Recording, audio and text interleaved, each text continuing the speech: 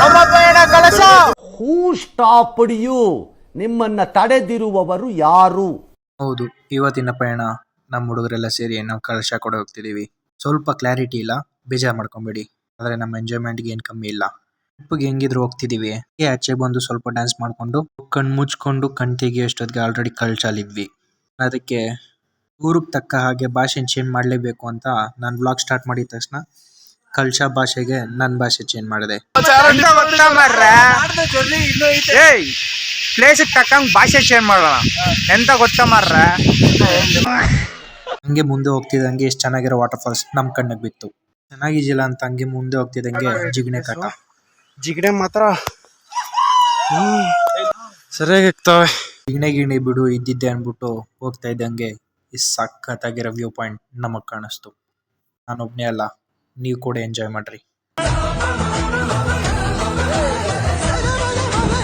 ಅಷ್ಟು ಚೆನ್ನಾಗಿರೋ ಪ್ಲೇಸಲ್ಲಿ ಈ ಲವರ್ಸ್ ಬಿಡ್ತಾರಾ? ಅಲ್ಲೂ ಅವ್ರು ಕೆತ್ತಿರ್ತಾರೆ ಏನಾನ ಒಂದು. ಚೆನ್ನಾಗಿರೋ ಪ್ಲೇಸಿಗೆ ಬಂದಿದ್ದೀವಿ.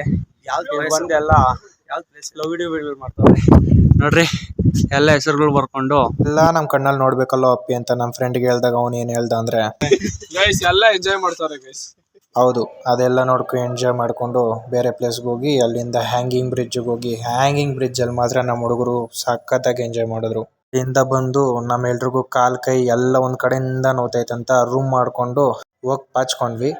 ನೆಕ್ಸ್ಟ್ ಸೀರೀಸು ನೆಕ್ಸ್ಟ್ ಪಾರ್ಟ್ ಅಲ್ಲಿ ಬರುತ್ತೆ, ನೋಡಿ ಎಂಜಾಯ್ ಮಾಡ್ರಿ. ಬಾಯ್.